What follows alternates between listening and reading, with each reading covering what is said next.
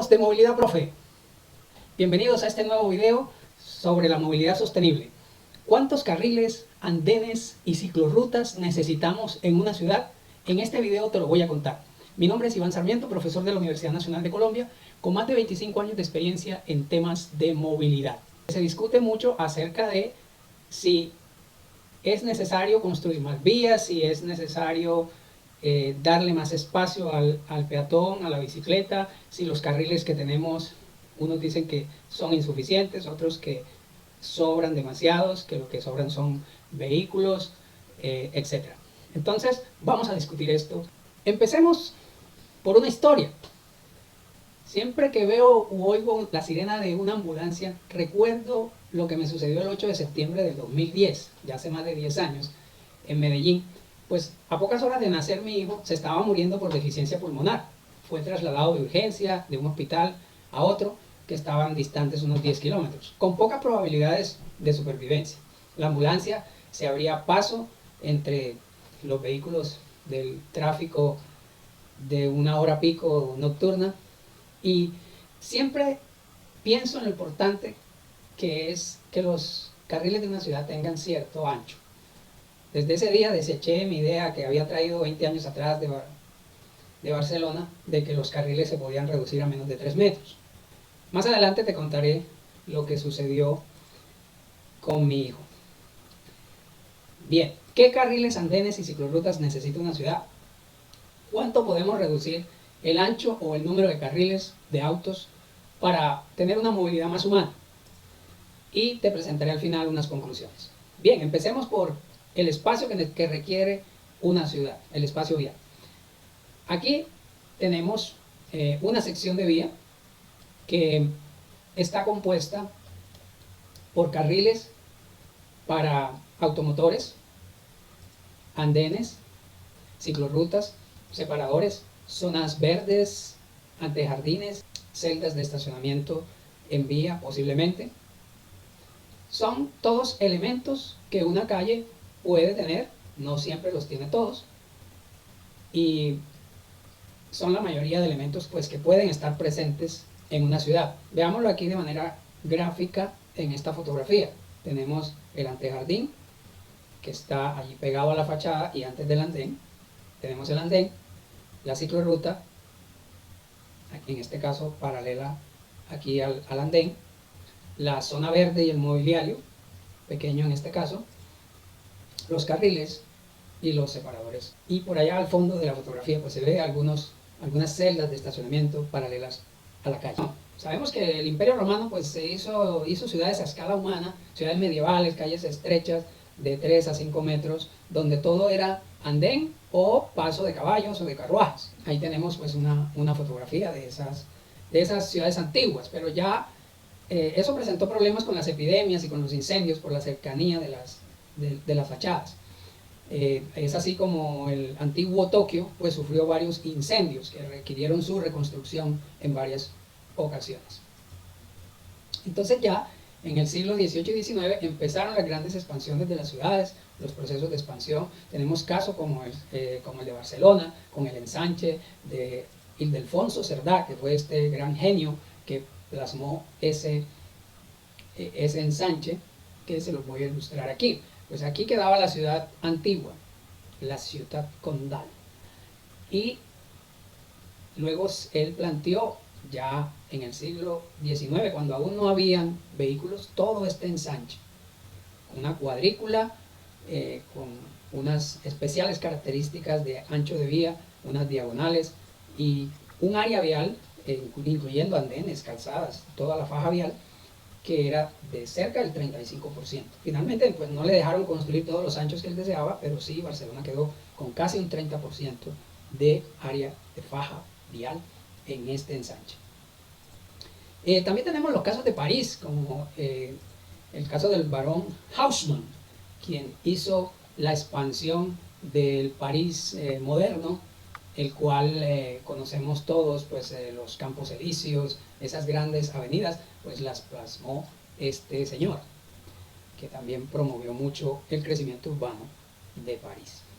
También tenemos casos como las ciudades de Nueva Delhi y la ciudad de Brasilia, en Brasil, que son ciudades nuevas, de nueva construcción, que quizá un poco se les fue la mano en cuanto al tamaño de las infraestructuras, pues no guardan a veces una cierta proporción de escala humana, pero son tipos de urbanismos que tenemos como referente. Llegado al siglo XX, aparece el automóvil y con él pues expanden las ciudades. Hay un crecimiento de la mancha urbana y las ciudades, sobre todo las americanas, las australianas, empiezan a ser ciudades dispersas, y algo de eso pues tocó en parte a algunas periferias de ciudades europeas. Pero ese no es pues el modelo ideal para seguir por ciudades latinoamericanas o ciudades asiáticas, que han tomado un mix entre lo que hizo Europa y lo que hizo pues, Estados Unidos. Entonces Europa y Japón fortalecieron los sistemas ferroviarios, y una ciudad es importante tener claro que necesita un espacio para viviendas, un espacio para comercio, un espacio para la industria, un espacio para el espacio público, las zonas verdes, los parques, un espacio para vías ferroviarias de gran capacidad para mover un área metropolitana, y elementos naturales que también llevan su espacio, como los ríos, las quebradas, los corredores ecológicos. Entonces, finalmente queda un reducto, un pequeño espacio para las fajas viales. Por lo tanto, ante todas estas necesidades, las fajas viales no pueden ser desproporcionadas, ni pueden ser infinitas, ni se pueden aumentar más allá de lo que todas estas necesidades permiten. Entonces, si yo en todas esas necesidades ocupo un 70 a 80%, para las fajas viales no queda sino entre 20 y 30%. Eso es todo lo que puede una ciudad disponer para fajas viales. Y a fajas viales me refiero a todos los elementos, no solo la calzada vehicular, sino los andenes, los antejardines, el espacio mobiliario, la ciclorruta, etc. Es decir, que los carriles a lo sumo podrán llegar a un 15%. Entonces, bajémonos de esa nube de pensar que el espacio vial es infinito o que se puede crecer indefinidamente.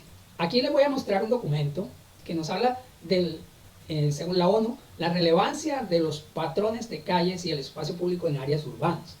Aquí, en este documento del 2013, se estudiaron para diferentes ciudades cuál es el porcentaje de terreno asignado a las vías, y varía pues desde 10% para ciertas ciudades que tienen secciones muy estrechas, que son ciudades más que todo africanas, hasta porcentajes de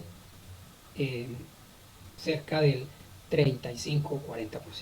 ¿Qué tanto podemos reducir carriles de auto? Que siempre se hace esa pregunta ante la presión y válida de todos los actores por más espacio. Los peatones quieren más espacio, la bicicleta quiere más espacio, pero los buses también, los camiones también, los taxistas también, todos, incluso los automovilistas. Entonces, ya sabemos de cuánto espacio disponemos, ahora el debate está en cómo lo distribuimos. Entonces, primero hay que tener en cuenta que hay una clasificación de las vías en una ciudad, una clasificación funcional. Esa clasificación está compuesta por vías de servicio, que son el 70% de la longitud de la malla vial.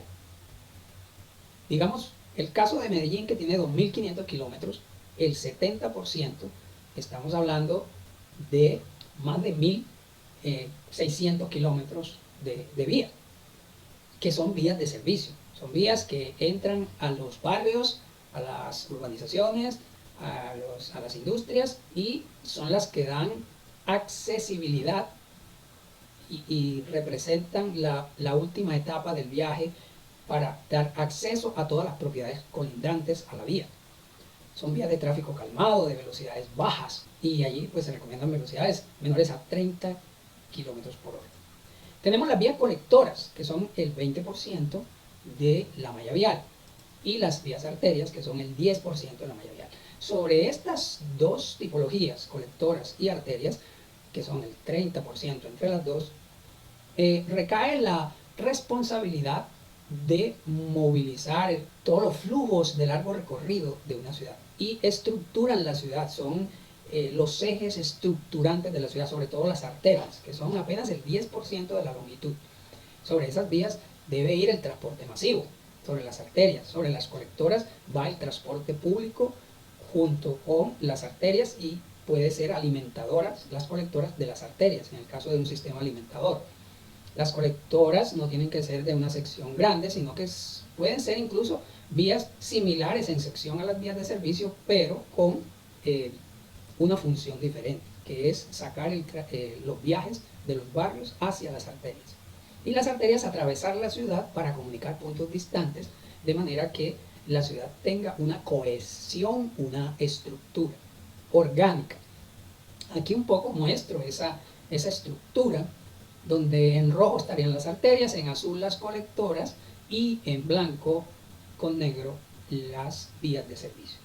Es decir, para que se hagan una idea, por cada kilómetro de arteria debo tener 2 kilómetros de colectora y por cada kilómetro de colectora debo tener 2 o 3 kilómetros de vías de servicio. Esta es la malla arterial, por ejemplo, de Bogotá, que estructura esta ciudad. Entonces, ¿qué tanto podemos reducir ahora los carriles? Partiendo de esa faja vial, digamos que vamos a definir lo que es una calle mínima. Una calle mínima debe tener el antejardín que está pegado a la fachada, que es esa zona privada que no se puede construir, pero que debe quedar libre o despejada por cuestiones paisajísticas y ambientales. Luego tenemos el andén, que mínimo por las normativas debe ser de 1,5, pero eso es lo mínimo, no quiere decir que eso es lo que debamos poner, ojalá pongamos 2 o 3 metros como lo habitual. Lamentablemente los urbanizadores siempre se van por lo mínimo, pero ¿qué tal si no tuviéramos una norma que definiera el mínimo? Para que pasen 2 personas o 3, dependiendo en qué posición estén esas personas, pues necesitamos mínimo un andén de 1,5 metros. Una zona verde de mínimo 1 metro para colocar un árbol. Una calzada de 5 metros para que pasen 2 vehículos, pase el camión de la basura, el bus escolar a recoger el niño y un carril para auxiliar para automóviles o vehículos de servicio o cualquier otro vehículo que requiera salir de esas viviendas hacia una vía colectora. Al otro lado pues también tenemos simétricamente la zona verde, el andén y el antejardín. Eso nos suma en total 13 metros. Por lo tanto, la calle mínima deberían ser 13 metros. Ya aquí pues se pueden jugar con estos anchos, podríamos poner una zona verde un poquito más grande, 1,5 metros, y un antejardín de 1 metro, para lograr rampas del 10% para bajar carritos de bebés o sillas de ruedas, y también para que los autos que suban a los garajes pues tengan una transición suave y no tengan que usar el andén como rampa o poner el andén inclinado para subir a un garaje, dañando así el paso de los peatones. Lo recomendable es ser más generoso en la sección. Yo he pintado allí apenas una sección mínima de una calle de servicio. Las secciones más estrechas pues deben tomarse con un buen criterio de acuerdo a las prioridades, porque hay pueblos, hay ciudades donde uno llega a hacer un plan de movilidad y arranca con el plan vial, con las secciones, y se da cuenta pues que hay calles que no cumplen ni siquiera los 13 metros. Entonces hay que llegar ahí a soluciones de compromiso y buscar reducciones de carril, pero sin ir a limitar la funcionalidad, sobre todo para los vehículos de emergencia. O sea, no podemos diseñar una calle donde no pueda entrar un carro de bomberos, por ejemplo. Bueno, entonces, en vías de servicio, uno puede ampliar los andenes. Ahí se puede permitir el parqueo o lo puedo eliminar poniendo ciclorrutas. Ya dependerá de la política y lo que se esté trazando. En unas vías se puede dejar parqueo y en otras donde ponga la ciclorruta eliminar el parqueo. Por ejemplo, aquí en estas vías de tráfico calmado a nivel urbano, aquí se ha eliminado el parqueo lateral y se ha incluido una ciclorruta, dejando un carril un poco ancho para la circulación de un solo vehículo en un solo sentido. Aquí está la señal de 30, el paso de niños, para que haya precaución, pero hay que tener cuidado con estos carriles, que quepa el camión de la basura, que quepa una ambulancia, que en caso de que sea necesario este vehículo se pueda subir al andén o a la zona verde para que pase una ambulancia o pasen los bomberos. Entonces es necesario pensar todos esos detalles, todas esas cosas, que no vayamos por estar emocionados haciendo ciclorrutas, pues entonces limitarle otras funciones a la ciudad. Entonces hay que tratar de llegar a ese compromiso del espacio eh, en todos los casos. Aquí vemos una calle donde ante una dificultad de lograr un ancho adecuado de la faja vial, porque habría que demoler o comprar manzanas enteras en una zona céntrica, muy complicado, entonces se optó porque hubiera una mezcla sana de circulación del ciclista con los demás vehículos. Entonces se reduce el ancho del carril para que el tráfico reduzca su velocidad y sean compatibles entonces el uso de la vía por parte de los ciclistas y por parte de los vehículos de automotores. Entonces, en el otro sentido, vemos cómo se ha tratado aquí la esquina, dándole en el semáforo prioridad a un cajón que se hizo antes de la línea de pares solo para la ubicación de los ciclistas. Entonces, se pueden combinar en vías de servicio el tráfico de ciclistas con el de vehículos particulares. Esto requiere también mucha educación. En las vías colectoras ya tenemos vías de más velocidad, velocidades de 30 a 40 km por hora de velocidad comercial. Por allí circulan los buses y se podría incluir un carril intermedio para bicicletas o un carril mixto de bicicletas con vehículos particulares. Entonces hay muchas soluciones. Incluso aquí vemos que hay parqueo lateral. Entonces se pueden dejar algunas bahías, no para el automóvil en sí, sino para los vehículos de servicio. Por ejemplo, el carga y descarga. Aquí vemos un camión que seguramente está descargando alimentos, o puede ser un carro de valores que está frente a un banco o una joyería, etc. En cuanto a las arterias, estas requieren más carriles, sobre todo cuando hay transporte masivo, que ojalá en las estaciones podamos tener carriles de sobrepaso para aumentar la capacidad de los sistemas y también para el paso de una ambulancia. En caso de que sea necesario, la ambulancia se entre a estos carriles y pueda utilizar estos sobrepasos para casos de emergencia. Y los carriles para los camiones, para los taxis, para los vehículos de servicio, que mínimamente requiere una ciudad y que mínimamente en una arteria tienen que ser dos, porque si un vehículo se detiene, se avería, se choca, no podemos infartar la arteria para el tráfico de carga y de servicios que requiere una ciudad. Entonces mínimo dos carriles más los carriles del transporte masivo por cada sentido. Esa es la mínima arteria que necesitamos. Muchas veces esto no se tiene en muchas ciudades, ni siquiera logramos tener tres carriles, sino dos. Entonces hay que darle uno al bus y el otro queda muy sacrificado porque en caso de un choque, como dije, pues la arteria se infarta. Entonces, por ejemplo, el megabús de Pereira tiene problemas de espacio, o en otras ciudades ha sido difícil encontrar anchos suficientes para insertar estos sistemas, por ejemplo, con los sobrepasos en las estaciones, haciendo estos carriles dobles en el punto de la estación. La velocidad de las arterias debería ser máximo 50 km por hora, ya Bogotá lo ha hecho y las otras ciudades colombianas deberían seguir ese ejemplo. Entonces, siguiendo con esa pregunta, ¿qué tanto podemos reducir carriles de autos? Hay que tener en cuenta que tenemos un tráfico de buses, para donde no hay carriles exclusivos. Hay que tener en cuenta que hay buses utilizando carriles de tráfico mixto, donde van mezclados con los demás vehículos. Y esos buses pueden ser entre el 2 y el 4% del tráfico. Ahí vemos, por ejemplo, en la ciudad de Medellín, cómo los buses se mezclan con el resto del tráfico en vías donde incluso hay transporte masivo, pero que en el centro de la ciudad también llegan todas las demás rutas de transporte. También tenemos camiones. Hay más de 30.000 camiones circulando por la ciudad, entre camiones, volquetas, me refiero a la ciudad de Medellín, y en Bogotá pues seguramente más de 50.000 vehículos de carga. Y eso representa también un 2, un 4% del tráfico de la ciudad. Y tenemos vehículos de carga pequeños y de distribución de mercancías urbanas y vehículos de servicio como grúas, ambulancias, bomberos, policía, reparto de cosas, atención de reparaciones, etc. Y eso representa un tráfico cercano al 20-25%.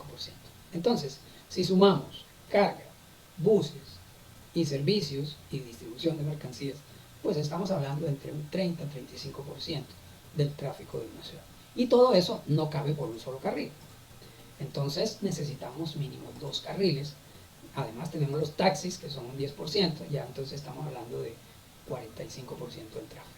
Entonces, si la mitad del tráfico son buses, camiones, taxis y vehículos de servicio, y ese tráfico no cabe por un carril, o no tendríamos buenos carriles de buses, o un vehículo de carga que necesita atravesar una zona de una zona a otra, una longitud distante para llevar un servicio, una carga, entonces tiene que ir detrás de un bus, deteniéndose cada vez que el bus para en un paradero, pues entonces le quitamos eficiencia y competitividad a la ciudad.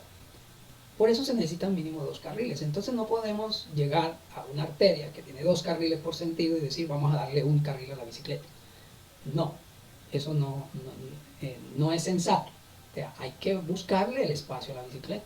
Entonces, o hay que comprar fajas y demoler casas donde haya que demolerlas, o trazarlas por vías paralelas, por vías de servicio paralelas, o mirar si se puede reducir el separador para meterla por el separador, si es necesario. También hay vehículos especiales y los autos y motos que pueden llegar a ocupar hasta el 60% del espacio, pero que no hay que darle ese espacio. O sea, pueden representar el 60% del tráfico, pero no necesariamente el espacio, pero sí pueden ser un 40% del espacio. Entonces, también son un tráfico que necesita un espacio, tampoco lo vamos a satanizar y a sacar de la ciudad, pero sí hay que limitarlo y en aras a dar las prioridades, la última prioridad deberían ser los vehículos particulares y, con mucha más razón, los carriles de estacionamiento. Esto debería ser eliminado para meter, por ejemplo, una ciclorruta por aquí y estos vehículos que vayan a pagar parqueadero a otra parte. O se les mande hacia vías de servicio que tengan parquímetros o zonas de pago. Entonces, lo que no se debe hacer es cerrar estos carriles, porque un solo carril, como ya dije, no funciona. Habría más bien que ocupar las fajas laterales